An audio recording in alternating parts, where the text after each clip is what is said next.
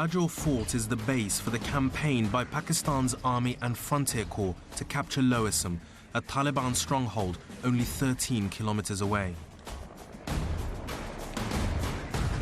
Bajaur itself is a small district, 70 kilometers long and only 30 kilometers wide, with a population of just under 1 million. The army tell me there could be 1,000 foreign Taliban fighters here, along with a few hundred local militants. Well, it's actually a beautiful day today, although the artillery was firing throughout the night. But I hope that we'll be able to see the military operations later on.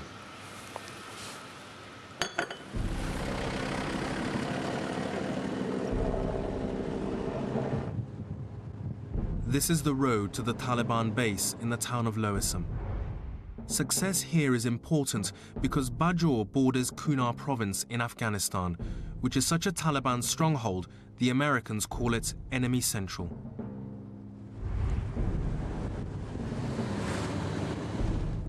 This whole area is completely deserted.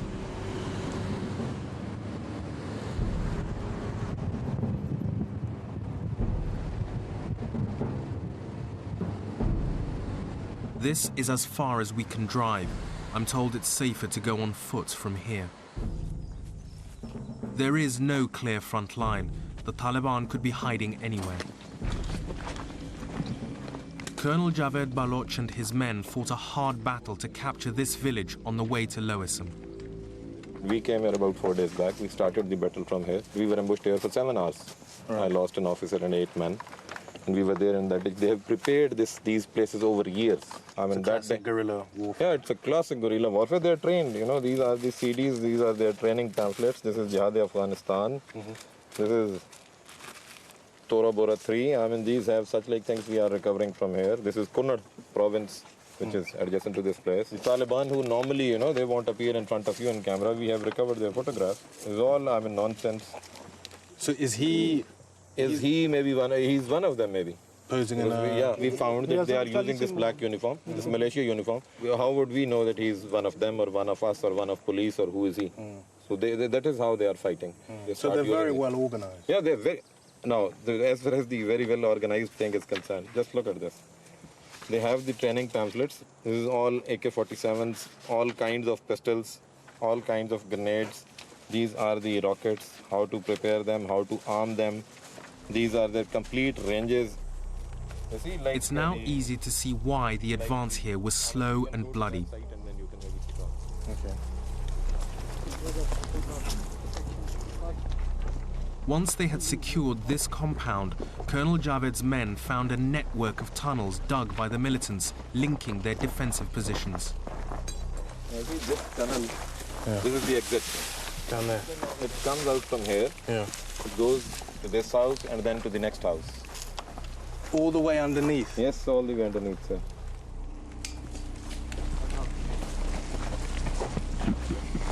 The tunnels can easily withstand a mere hand grenade. This house is still smouldering days after the battle.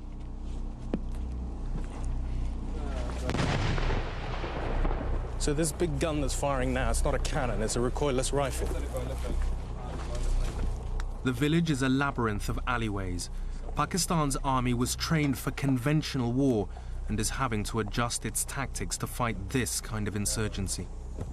These are the things that we have prepared. Right. Because we also wanted, they were in the same village. So we have used kind of, you know, the same techniques. Same techniques. So that we have made some holes to keep our own movement safe. That is how we fought, you know, house to house and kept going in, and then we secured the complete area. Okay. So this is what we have done, not them.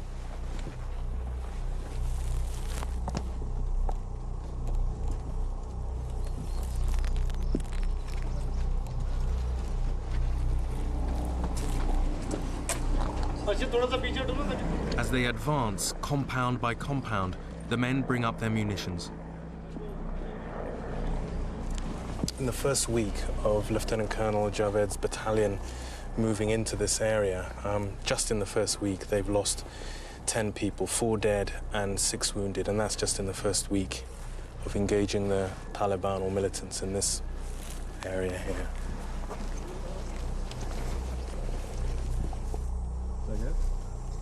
Have they booby-trapped this area? Sorry? Have they left booby traps? No. Frankly, we haven't found it. We were very, Aware. careful. We were very watchful because we expected a lot of booby traps. So they probably cannot leave the booby traps because these are their own houses. Yes. I see. Actually, because they come back, reoccupy this again and again with new teams. I see. So they don't want to destroy it. So they don't want to destroy their own houses. Yeah. We just look at the thickness of the wall. So if you are confronted with such like walls, what would your bullets do to them? It's amazing. It's amazing. It's amazingly thick. Yeah. These are firing positions. Yeah. Now he has to just take his gun out from here. Yeah. Anybody moving on the road is going to fire, and by the time the person moving on the road will know, So you wouldn't know. strokes are dead. Yeah. Right? And when he sees the cobra flying over, Yeah. or you put your guns in place, Yeah. so that is the hole that he uses to go down. So they'd hide. Oh. Yeah. This is the basement of that hole that we were looking at upstairs. If they needed to make a getaway, they'd quickly just jump down this opening into this large area. And again, the walls are very, very thick and really heavily reinforced.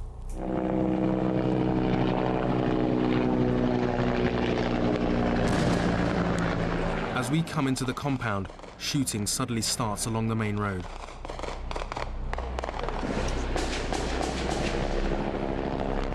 Every time the cobra comes, they show some kind of a retaliation. And this is actually helping us to understand that they are still here. So this is now ours.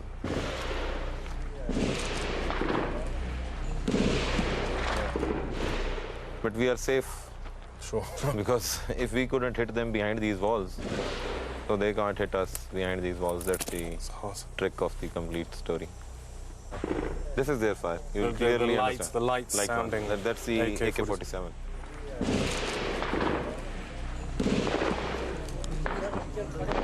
They can, come, go back, and come again tomorrow. They can go back.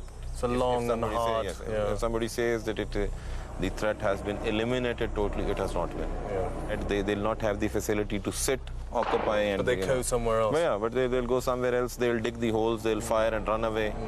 So that kind of thing will go on.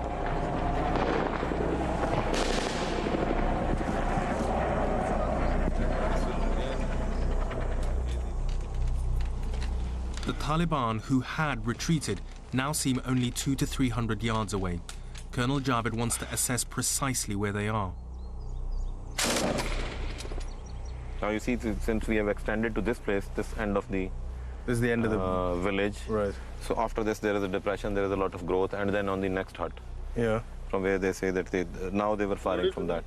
Right. So this is how they are going to, Right. keep your roots disturbed and keep Yeah. them, keep us engaged. Yeah.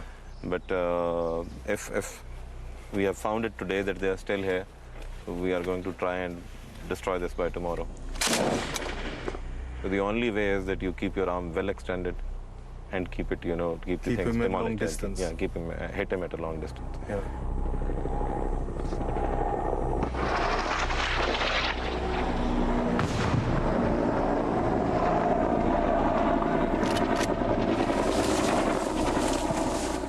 Once the firing stops, we go outside the compound to see the Taliban defenses recently discovered. The wireless operator warns us there's about to be an explosion. Stuff your ears.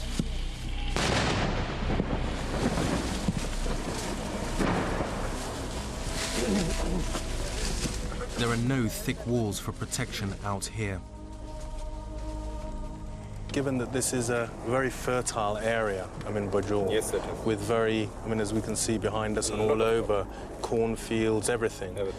This is another thing that they use to hide through, move through. Yes, actually at this, this time of the year, we say the crops are almost 4, 5, maybe 6 feet high if you look back. Perfect hiding So area. it's a perfect hiding area. I think that's the cave. You see that? Yeah. That's a cave that they have prepared. It's a tunnel. Yeah. And on the top of that also you see some stones Yeah. put together. That is a kind of a trench that they prepare for So the they would image. go up to the top, fire from there. Yeah. and then come back down. So that's the trick that they use. It's impossible to say whether the area is safe. Things change by the minute. Just heard it incoming round. Yeah, it ricocheted. I don't know which side it was fired from. Now these are the trenches again, you see. Okay. This is from where they have been firing on the road. Yeah. You see, now it is very difficult for the Cobra when it is flying overhead to spot these people from here. Like you saw, there was somebody was firing at them. How could Cobra spot? That's the problem.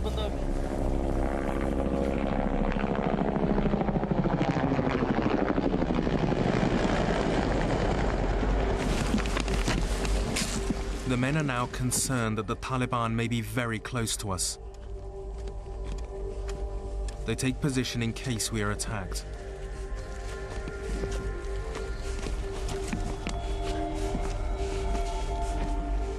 The Taliban could pop up anywhere from their network of hiding places.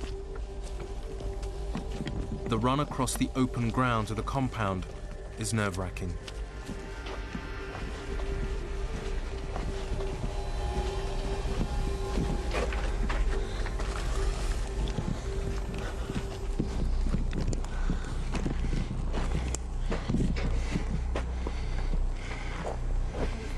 Good.